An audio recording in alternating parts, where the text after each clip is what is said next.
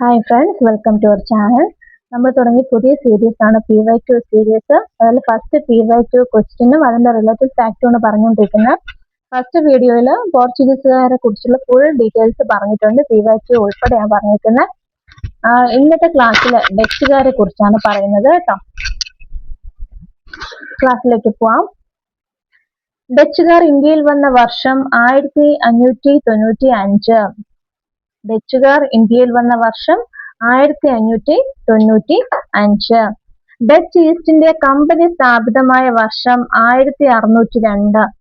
ഡച്ചുകാർ ഇന്ത്യയിൽ വന്ന വർഷം 1595. ഡച്ച് ഈസ്റ്റ് ഇന്ത്യ കമ്പനി സ്ഥാപിതമായ വർഷം 1602. ഡച്ചുകാർ കൊല്ലം പിടിച്ചടക്കിയ വർഷം 1658. PYQ ക്വസ്റ്റ്യൻ ആണ്. ഡച്ചുകാർ കൊല്ലം പിടിച്ചടക്കിയ വർഷം 1658. ഡച്ചുകാർ ആരെ പരാജയപ്പെടുത്തിയാണ് കൊല്ലം പിടിച്ചെടുത്തത്? ആരെയാണ്? മുമ്പേ വന്നതാരാ? പോർച്ചുഗീസുകാർ. അപ്പോൾ പോർച്ചുഗീസുകാരെ പരാജയപ്പെടുത്തി ഡച്ചുകാർ കൊല്ലം പിടിച്ചടക്കിയ വർഷമാണ് 1658. ഡച്ചുകാർ പോർച്ചുഗീസുകാരിൽ നിന്നും കൊച്ചി പിടിച്ചെടുത്ത വർഷം എന്നാണ്? 1663. കൊല്ലം പിടിച്ചെടുത്ത വർഷം 1658. കൊച്ചി പിടിച്ചെടുത്ത വർഷം 1663. പോർച്ചുഗീസുകാരെ പരാജയപ്പെടുത്തിയ ഡച്ച് അഡ്മിറലിന്റെ പേരെന്താണ്? Admiral van Goens. Admiral van Goens ആണ് പോർച്ചുഗീസുകാരെ പരാജയപ്പെടുത്തിയ Dutch admiral. Admiral van Goens കേട്ടോ, വാൻ ഗോയിൻസ്. കുഷ്ഠരോഗികൾക്കായി ഡച്ചുകാർ ആശുപത്രി ആരംഭിച്ച പ്രദേശമാണ് പള്ളിപ്പുറം. കോഴിക്കോട് സാമൂതിരിയും ഡച്ചുകാരും തമ്മിൽ ഒപ്പുവെച്ച സന്ധി ഏതാണ്? അഴീക്കോട് സന്ധി. എങ്കിൽ ഞാനൊരു ക്വസ്റ്റ്യൻ ചോദിക്കട്ടെ. കണ്ണൂർ സന്ധി ആരൊക്കെ തമ്മിലാണ്? കഴിഞ്ഞ ക്ലാസ്സിൽ നമ്മൾ പഠിച്ചതാണോ? ഒന്ന് കമന്റ് ചെയ്യാവോ? വർഷം കൂടി ഒന്ന് കമന്റ് ചെയ്തേക്കണേ. കോഴിക്കോട് സാമൂതിരിയും ഡച്ചുകാരും തമ്മിൽ ഒപ്പുവെച്ച സന്ധിയാണ് അഴീക്കോട് സന്ധി. കോഴിക്കോട് സാമൂതിരിയും ഡച്ചുകാരും തമ്മിൽ ഒപ്പുവെച്ച സന്ധിയാണ് അഴീക്കോട് സന്ധി. 1661. ഡച്ചുകാർ 18-ാം നൂറ്റാണ്ടിൽ ഗുരുവായൂർ നിർമ്മിച്ച കോട്ടയാണ് ചേറ്റുവ കോട്ട. നമ്മൾ പോർച്ചുഗീസുകാർ പറഞ്ഞ സമയത്തും 3-4 കോട്ടകളെ കുറിച്ച് പറഞ്ഞു. ചാലിയം കോട്ട, അതുപോലെ മാനുവൽ കോട്ട, പിന്നെ സെന്റ് ആഞ്ചലോസ് കോട്ട. ഇതെല്ലാം ഒന്ന് ഓർമ്മിക്കുക. ആരാണ് നിർമ്മിച്ചതെന്നും വർഷമെല്ലാം ഫസ്റ്റ് വീഡിയോയിൽ പറഞ്ഞിട്ടുണ്ട്. അതൊന്ന് കണ്ടു നോക്കുക കേട്ടോ. അപ്പൊ ഡച്ചുകാർ 18-ാം നൂറ്റാണ്ടിൽ നിർമ്മിച്ച കോട്ടയാണ് ചേറ്റുവ കോട്ട. എവിടെ നിർമ്മിച്ചു? ഗുരുവായൂരിൽ നിർമ്മിച്ചു. അപ്പൊ ഡച്ചുകാർ ഇന്ത്യയിൽ വന്ന വർഷം 1595. ഡച്ച് ഈസ്റ്റ് ഇന്ത്യ കമ്പനി സ്ഥാപിച്ച വർഷം 1602. ഡച്ചുകാർ പോർച്ചുഗീസുകാരിൽ നിന്നും കൊല്ലം പിടിച്ചെടുത്ത വർഷമാണ് 1658. കൊച്ചി പിടിച്ചെടുത്ത വർഷം 1663. ഇനി പോർച്ചുഗീസുകാരെ പരാജയപ്പെടുത്തിയ ഡച്ച് അഡ്മിറലിന്റെ പേരെന്താണ്? വാൻ ഗോയിൻസ്. കുഷ്ഠരോഗികൾക്കായി ഡച്ചുകാർ ആശുപത്രി സ്ഥാപിച്ച പ്രദേശം ഏതാണ്? പള്ളിപ്പുറം. കോഴിക്കോട് സാമൂതിരിയും ഡച്ചുകാരും തമ്മിൽ ഒപ്പുവെച്ച സന്ധിക്ക് പറയുന്ന പേരാണ് അഴീക്കോട് സന്ധി. ഇനി ഗുരുവായൂർ നിർമ്മിച്ച കോട്ടയാണ് ചേറ്റുവ കോട്ട, 18-ാം നൂറ്റാണ്ട്.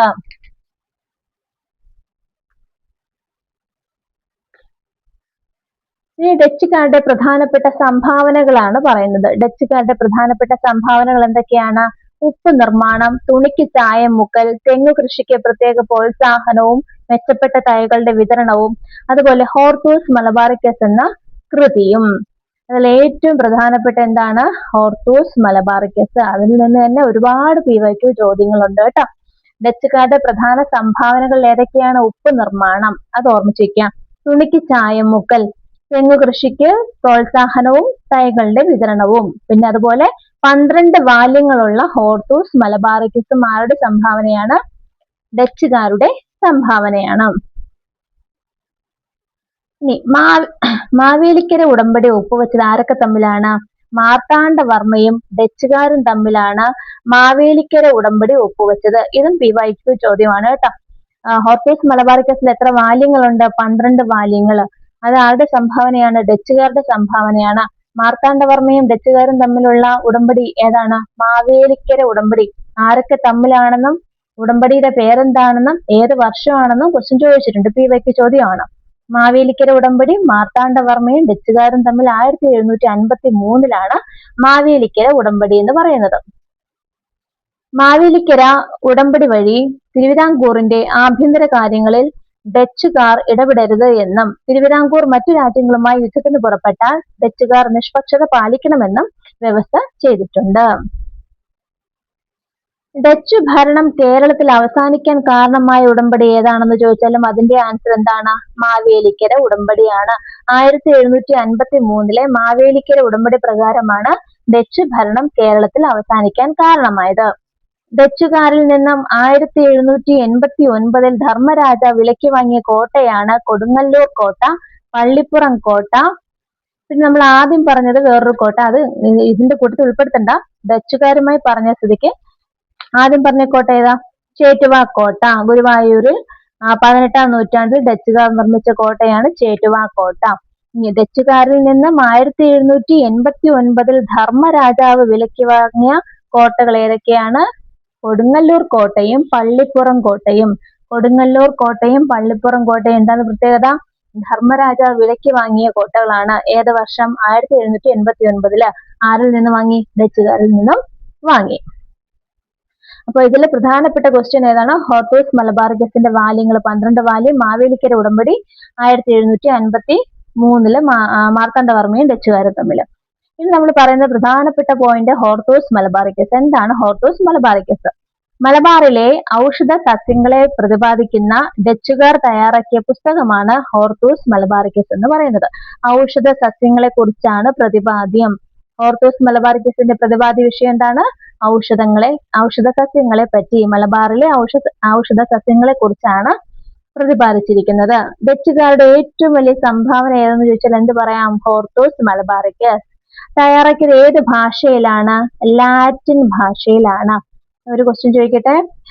ഷെയ്ഖ് സൈനുദ്ദീൻ, നമ്മൾ പോർച്ചുഗീസുകാരെ കുറിച്ച് പറഞ്ഞപ്പോൾ പറഞ്ഞു, കേരളത്തിലെ പോർച്ചുഗീസ് ആക്രമണങ്ങളെ കുറിച്ച് രചിച്ച കൃതിയെ കുറിച്ച് പറഞ്ഞു, തൂഫത്തുൽ മുജാഹിദീൻ. അത് ഏത് ഭാഷയിലാണ് രചിച്ചിരിക്കുന്നത്? ഒന്ന് കമന്റ് ചെയ്തേക്കാവോ. ഹോർത്തൂസ് മലബാറിക്കസ് തയ്യാറാക്കിയത് ലാറ്റിൻ ഭാഷയിലാണ്. ഹോർത്തൂസ് മലബാറിക്കസ് തയ്യാറാക്കിയ ഭാഷ ലാറ്റിൻ. ഹോർത്തൂസ് മലബാറിക്കസ് എന്ന ഗ്രന്ഥം രചിച്ചത് ആരാണ്? അഡ്മിറൽ വാൻഡീഡ്. ഇമ്പോർട്ടന്റ് ക്വസ്റ്റ്യൻ ആണ്, PYQ ആണ്. ഹോർത്തൂസ് മലബാറിക്കസ് രചിച്ചത് അഡ്മിറൽ വാൻഡീഡ്. എന്താണ് അറിയപ്പെടുന്നത്? കേരളാരാമം എന്നറിയപ്പെടുന്നു.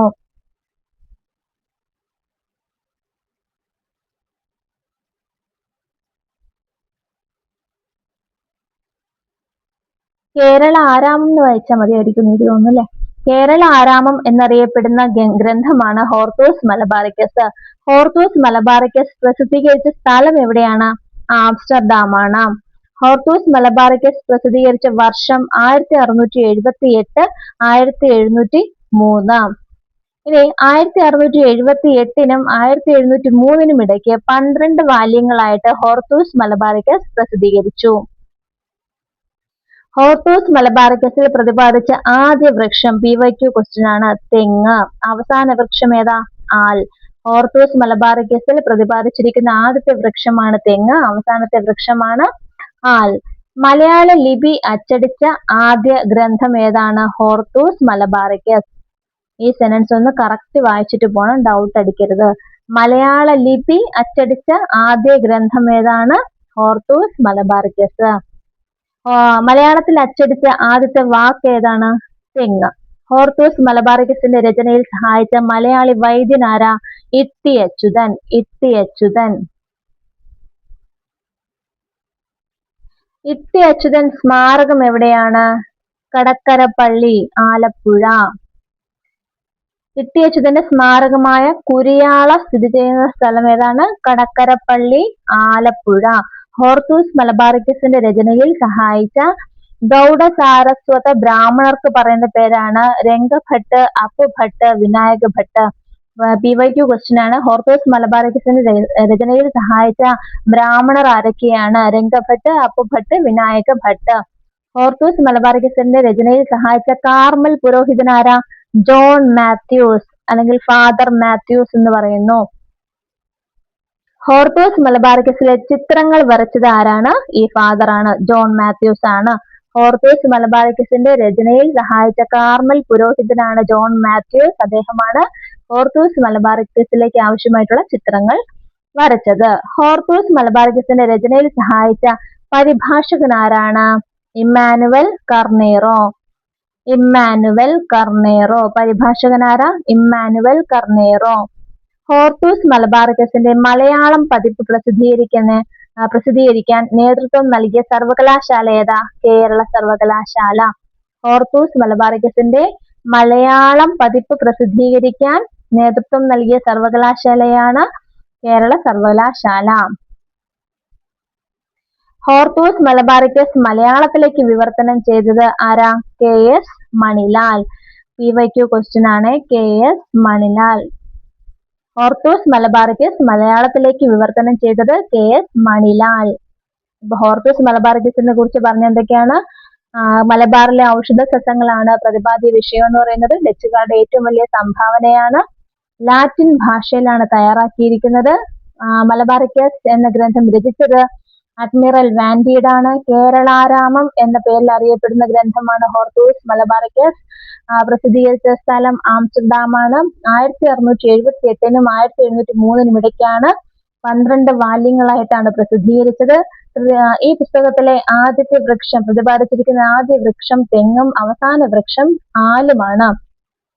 മലയാള ലിപി അച്ചടിച്ച ആദ്യത്തെ ഗ്രന്ഥം ഹോർത്തൂസ് മലബാറിക്കസ് ആണ്. മലയാളത്തിൽ അച്ചടിച്ച ആദ്യത്തെ വാക്ക് തെങ്ങാണ്. ഹോർത്തൂസ് മലബാറിക്കസിന്റെ രചനയിൽ സഹായിച്ച മലയാളി വൈദ്യൻ ഇട്ടി അച്യുതനാണ്. ഇനി ബ്രാഹ്മണരാരൊക്കെയാണ്? രംഗഭട്ട്, അപ്പുഭട്ട്, വിനായക ഭട്ട്. ഇനി ഇട്ടി അച്യുതന്റെ സ്മാരകം എവിടെയാ? കുരിയാള. അതെവിടെയാ? കടക്കര പള്ളി, ആലപ്പുഴയാണ്. ഹോർത്തൂസ് മലബാറിക്കസിന്റെ രചനയിൽ സഹായിച്ച കാർമൽ പുരോഹിതനാണ് ജോൺ മാത്യൂസ്. അദ്ദേഹമാണ് അതിലേക്കുള്ള ചിത്രങ്ങൾ വരച്ചത്. ഹോർത്തൂസ് മലബാറിക്കസിന്റെ രചനയിൽ സഹായിച്ച പരിഭാഷകൻ ഇമ്മാനുവൽ കർണേറോയാണ്. ഇനി മലയാളം പതിപ്പ് പ്രസിദ്ധീകരിക്കാൻ നേതൃത്വം നൽകിയ സർവകലാശാല കേരള സർവകലാശാലയും ഹോർത്തൂസ് മലബാറിക്കസ് മലയാളത്തിലേക്ക് വിവർത്തനം ചെയ്തത് KS മണിലാലുമാണ്. ഇത്രയും കാര്യങ്ങളാണ് ഡച്ചുകാരുമായി ബന്ധപ്പെട്ട ഇമ്പോർട്ടന്റ് ആയിട്ടുള്ള PYQ ഉൾപ്പെടെയുള്ള പോർഷനാണ്.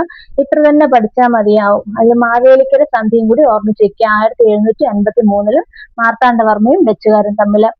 ഇതിന് ശേഷമുള്ള ഫ്രഞ്ചുകാരും ബ്രിട്ടീഷുകാരും കൂടി ഒരു വീഡിയോ ആയിട്ട് ചെയ്യുന്നതായിരിക്കും. Okay, thank you.